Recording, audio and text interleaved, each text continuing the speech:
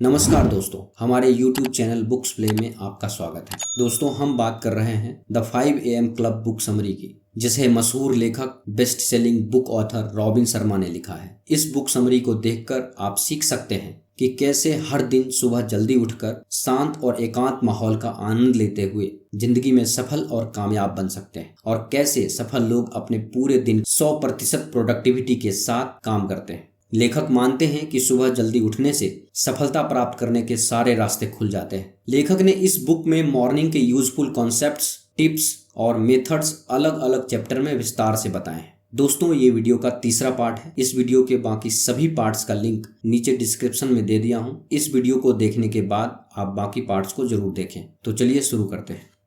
अध्याय 5, the 4 interior empires, 4 आंतरिक साम्राज्य। दोस्तों, जब भी हम किसी मोटिवेशनल स्पीकर को सुनते हैं तो वो माइंडसेट के बारे में और इसकी महत्ता की बात जरूर करता है। दोस्तों, द 5 AM क्लब बुक में माइंडसेट ही नहीं बल्कि इसके अतिरिक्त 3 और आंतरिक साम्राज्य के बारे में भी बताया गया है, और हमारी जिंदगी में इन चारों आंतरिक साम्राज्य पर बराबर ध्यान देना जरूरी है। लेखक बताते हैं, हमारा अंतर्मन हमारी पूरी दिनचर्या को प्रभावित करता है, जिससे हमारी इनर ग्रोथ पर भी असर पड़ता है। रॉबर्ट कियोसाकी के अनुसार आपको अपनी लाइफ में खुश रहने और एक सक्सेसफुल इंसान बनने के लिए हमें अपने अंदर 4 पिलर पर विशेष ध्यान देना होगा और इसे स्ट्रॉन्ग करना होगा। इन 4 पिलर्स को लेखक ने द 4 इंटीरियर एम्पायर्स कहा है, और ये है mindset, heart set, health set और सोल सेट। यहाँ प्रत्येक साम्राज्य को विकसित करने के लिए कुछ प्रैक्टिकल टिप्स भी दिए गए हैं। लेखक कहते हैं, विक्ट्री आवर्स के दौरान हमें 4 आंतरिक साम्राज्य पर ध्यान केंद्रित करना चाहिए, और ये एक गोल्डन ट्रांसफॉर्मेशन है। ये आसान नहीं है लेकिन बहुत ज़रूरी है। इसलिए सूरज उगने से पहले अपने जीवन के इन 4 मजबूत इनर स्ट्रेंथ की ओर ध्यान देने की आवश्यकता है। इनको मजबूत बनाने का बेस्ट समय है 5 से 6 बजे। ये दिन का सबसे खास समय है। तो आइए हर एक को विस्तार से समझते हैं। पहला, माइंडसेट यानी मानसिकता। मानसिकता साम्राज्य हमारे विचारों, विश्वासों और दृष्टिकोणों को दर्शाता है। यह एक सकारात्मक और विकासोन्मुखी मानसिकता पैदा करने के बारे में है, जो हमें अवसरों को देखने और चुनौतियों से पार पाने में सक्षम बनाती है। हमारी सोच ही हकीकत बनती है, और अपनी सोच को सुधार कर अपनी जिंदगी को बेहतर बनाया जा सकता है। हमारा माइंड हमारी सक्सेस का बहुत ही महत्वपूर्ण हिस्सा है। इसीलिए अपने दिमाग को हमेशा शांत रखना चाहिए और उसकी स्किल्स को बढ़ाते रहना चाहिए, क्योंकि माइंड ही है जो आपकी पूरी बॉडी को कंट्रोल करता है। एक सकारात्मक मानसिकता विकसित करने के लिए प्रत्येक दिन आप जिन 3 चीज़ों के लिए आभारी हैं उन्हें लिखकर कृतज्ञता का अभ्यास करें। इसके साथ सकारात्मक आत्मचर्चा और विजुअलाइजेशन का अभ्यास करना महत्वपूर्ण है। आप प्रेरक किताबें भी पढ़ सकते हैं, पॉडकास्ट सुन सकते हैं जो आपकी सोच को चुनौती देते हैं और उसका विस्तार करते हैं। इसके अलावा सकारात्मक लोगों के साथ सोशल सर्किल बना सकते हैं।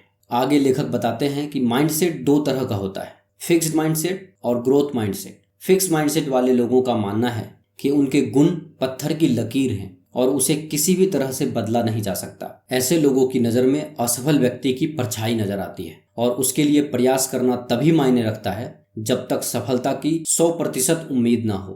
ग्रोथ माइंडसेट में पोटेंशियल वह क्षमता है जिसमें कुछ वक्त में थोड़े प्रयास के साथ स्किल्स को डेवलप किया जा सकता है। नासा ने अपने एस्ट्रोनॉट्स के पोटेंशियल को इस तरह पहचाना कि उन्होंने सफलताओं को पाने वाले एस्ट्रोनॉट्स की भर्ती के बजाय उन एस्ट्रोनॉट्स को चुना जिन्होंने फेलियर का सामना किया हो और अपनी फेलियर से सीखकर सफलता के झंडे गाड़े हैं। ग्रोथ माइंडसेट वाले लोग अक्सर जीत जाते हैं। ऐसा इसलिए नहीं कि जीत ही उनके लिए सब कुछ है, बल्कि वे इसीलिए जीतते हैं क्योंकि वे जो भी काम करते हैं खुशी से करते हैं। माइंडसेट हमारी कामयाबी में सिर्फ 25% ही कंट्रीब्यूट करते हैं। दूसरा, हार्ट सेट। हार्ट सेट साम्राज्य हमारे इमोशंस, फीलिंग्स और रिश्तों को दर्शाता है। यह दूसरों के साथ और स्वयं के साथ स्वस्थ और सार्थक संबंध विकसित करने के बारे में है। हमारे दिल से हमारे इमोशंस जुड़े होते हैं, और हमारे इमोशंस कभी भी नहीं मरते। दिल खुश होगा तो आप भी खुश होंगे। इसीलिए अपने दिल का भी ख्याल रखना चाहिए। जो भी काम करें अपने दिल से और खुशी से करें। एक मजबूत माइंडसेट के साथ भी दुनिया को जीता नहीं जा सकता, क्योंकि सिर्फ स्ट्रॉन्ग माइंडसेट से हम अच्छे निर्णय नहीं ले सकते। अगर हमारा दिल गुस्से, दुख, निराशा और डर से भरा हुआ है तो हम अद्भुत परिणाम कैसे पैदा कर सकते हैं अगर हमारी खराब भावनाएं हमें लगातार नीचे गिरा रही है तो। दोस्तों, कुछ लोग कभी सफल नहीं हो पाते क्योंकि उनकी इमोशनल लाइफ बहुत खराब होती है। वे हमेशा अतीत में अटके रहते हैं। वे उन सभी भावनाओं को दबा लेते हैं जिसने उनको बहुत दुख दिया है, लेकिन इमोशंस दबाने से खत्म नहीं होते और कभी न कभी किसी गलत रूप में बाहर आ जाते हैं और हम यही सोचते रहते हैं कि हमारी सकारात्मक सोच काम क्यों नहीं कर रही। इसीलिए दोस्तों, आपको दूसरों की भावनाओं को समझना आना चाहिए। किसी भी चीज पर जल्दी से प्रतिक्रिया कर देने से और जल्दी से गुस्सा हो जाने से भी आप आगे नहीं बढ़ पाएंगे, क्योंकि इस तरह से आप कभी किसी से जुड़ नहीं पाएंगे। अगर आपका अपने फ्रेंड्स और फैमिली मेंबर से संबंध अच्छा नहीं है, पुरानी बातों को हमेशा सोच सोच कर परेशान रहते हैं, लोगों को माफ नहीं कर सकते हैं और आपका खुद पर नियंत्रण नहीं होगा, तो आप सिर्फ एक मीडियोकर जिंदगी ही जिएंगे। लेखक आगे कहते हैं, सिर्फ निगेटिव इमोशंस को हटाना ही हार्ट सेट पर काम करना नहीं है, बल्कि हेल्दी इमोशंस को बढ़ावा देना भी है। इसीलिए हमारे सुबह की दिनचर्या में आभार अभ्यास का होना बहुत जरूरी है। एक स्वस्थ हृदय विकसित करने के लिए सहानुभूति, करुणा और क्षमा का अभ्यास करना महत्वपूर्ण है। अपने आप को किसी और के स्थान पर रखकर और उनके नजरिए से चीजों को देखकर सहानुभूति का अभ्यास करें। आप उन एक्टिविटीज में भी शामिल हो सकते हैं जो आपको खुशी और तृप्ति प्रदान करे, जैसे कि प्रियजनों के साथ समय बिताना, अपने शौक पूरे करना और आत्म देखभाल का अभ्यास करना। तीसरा, हेल्थ सेट। दोस्तों, माइंड सेट और हार्ट सेट के बाद आता है हेल्थ सेट। इसका संबंध हमारे फिजिकल हेल्थ और स्ट्रेंथ से है। हेल्थ सेट साम्राज्य हमारे शारीरिक स्वास्थ्य और तंदुरुस्ती को दर्शाता है। यह उचित पोषण, व्यायाम और आराम के माध्यम से हमारे शरीर की देखभाल करने के बारे में है। एक स्वस्थ हेल्थ सेट विकसित करने के लिए संतुलित आहार, नियमित व्यायाम और पर्याप्त नींद लेना महत्वपूर्ण है। आप माइंडफुलनेस, योग या अन्य विश्राम तकनीकों का अभ्यास करके भी तनाव को कम कर सकते हैं। लेखक कहते हैं, आप कितना भी सक्सेसफुल या अमीर बन जाएं, लेकिन अगर आपकी हेल्थ ठीक नहीं है तो वो पैसा और पावर आपके किसी भी काम का नहीं होगा, क्योंकि पैसा मरे हुए आदमी के किसी काम नहीं आता और ना ही मरा हुआ आदमी कभी अमीर बन सकता है। अधिकांशतः लोग अपनी हेल्थ पर ध्यान ही नहीं देते, जिसके कई बार घातक परिणाम भी सामने आ सकते हैं। अगर आपका हेल्थ ठीक नहीं है तो आप अपने आप को ग्रो ही नहीं कर पाएंगे। इसीलिए दोस्तों, ये जरूरी हो जाता है कि आप अपने हेल्थ को बेस्ट कंडीशन में रखें।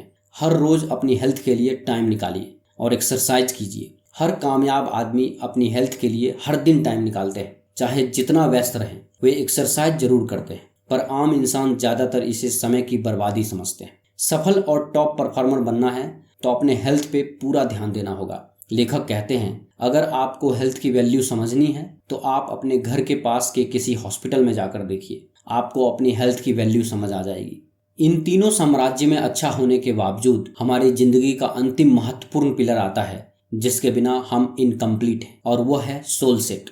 सोल सेट साम्राज्य हमारे आध्यात्मिक और व्यक्तिगत विकास को संदर्भित करता है। इसका संबंध हमारी स्पिरिचुअल लाइफ से है। जीवन में लॉन्ग टर्म हैप्पीनेस के लिए इसको हम नजरअंदाज नहीं कर सकते। यह हमारे जीवन में उद्देश्य और अर्थ की भावना पैदा करने के बारे में है। एक स्वस्थ आत्मा को विकसित करने के लिए अपने मूल्यों, उद्देश्य और लक्ष्यों को प्रतिबिंबित करना बहुत महत्वपूर्ण है। आप ऐसी गतिविधियों में भी शामिल हो सकते हैं जो आपको पूर्णता की भावना प्रदान करती है, जैसे स्वयं सेवा, ध्यान या प्रार्थना। अपने जीवन में हम भौतिक चीजों के पीछे भागते भागते खुद की वास्तविकता ही भूल जाते हैं। सोल सेट से लेखक का मतलब है कि हमें अक्सर यही नहीं पता होता कि हम असल में कौन हैं और क्या हैं। इसके लिए लेखक कहते हैं कि हर रोज हमें सुबह कुछ टाइम निकालना चाहिए और शांति में अकेले बैठकर यह जानने की कोशिश करनी चाहिए कि हम एक्चुअल में क्या हैं। खुद को अपनी आत्मा से कनेक्ट करने के लिए हमें मेडिटेशन करना चाहिए। हमें खुद के लिए समय निकालकर अपनी आध्यात्मिक शक्ति को बढ़ाना चाहिए। जब आप अपने सोल सेट पर फोकस करेंगे तो आप अपने वेस्ट वर्जन से कनेक्ट हो सकेंगे और दुनिया को एक अलग नजरिए से देखेंगे। आपके लिए फिर भौतिक चीजों की कोई अहमियत नहीं होगी और आपके लिए सबसे ज्यादा जरूरी, मजेदार और शांति देने वाली चीज आपको अंदरूनी खुशी देगी। कुल मिलाकर 4 आंतरिक साम्राज्यों में से प्रत्येक को विकसित करके हम अधिक संतुलित और पूर्ण जीवन प्राप्त कर सकते हैं। अध्याय 6, how to start waking up at 5 AM। सुबह 5 बजे उठना कैसे शुरू करें। सुबह 5 बजे उठना सफल लोगों की आदत रही है। बेंजामिन फ्रैंकलिन से लेकर टिम कुक तक बहुत से लोग अपनी सफलता का श्रेय खुद जल्दी उठने और सुबह की दिनचर्या को देते हैं। सुबह 5 बजे एकदम से बेड से उठ जाए, इससे पहले कि आपका दिमाग आपको ना उठने के बहाने देने लगे। धीरे धीरे ये आदत एक रस्म बन जानी चाहिए। कोई भी आदत 66 दिन तक नियमित पालन करने से एक स्वचालित आदत बन जाती है। इसीलिए कुछ हफ्ते या महीने के बाद आदतों को बदला ना करें। अगर 5 AM क्लब का सदस्य बनना है तो कम से कम 66 दिन तक इसे जारी रखें। हालांकि अगर आपको सुबह 5 बजे उठने की आदत नहीं है तो इसे शुरू करना थोड़ा मुश्किल हो सकता है। इस मुश्किल को आसान बनाने के लिए यहाँ कुछ टिप्स दी गई हैं। पहला, धीरे धीरे अपने स्लीप शेड्यूल को एडजस्ट करें। सुबह 5 बजे उठना शुरू करने के लिए सबसे आसान तरीकों में से एक है अपने सोने के समय को धीरे धीरे एडजस्ट करना। हर रात 15 मिनट पहले बिस्तर पर जाना शुरू करें, जब तक कि आप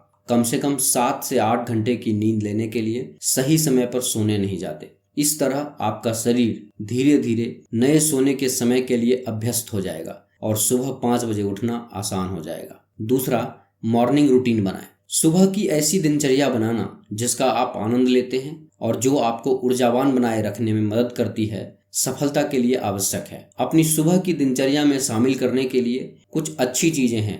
व्यायाम, ध्यान, पढ़ना या यहाँ तक कि सिर्फ एक कप कॉफी पीना। कुछ ऐसा करना जिसे आप सुबह पसंद करते हैं। इससे आपके लिए जागना और अपना दिन शुरू करना आसान हो जाएगा। तीसरा, पर्याप्त नींद। सुबह 5 बजे उठने के लिए पर्याप्त नींद लेना बहुत जरूरी है। वयस्कों को आमतौर पर दिन के दौरान ठीक से काम करने के लिए प्रति रात 7 से 8 घंटे की नींद की आवश्यकता होती है। अगर आप पर्याप्त नींद नहीं ले रहे हैं तो सुबह 5 बजे उठना बेहद मुश्किल होगी और आपके स्वास्थ्य के लिए हानिकारक भी हो सकता है। सुनिश्चित करें कि आप अपनी नींद को प्राथमिकता दें और पर्याप्त आराम के लिए अपने शेड्यूल में आवश्यक एडजस्टमेंट करें।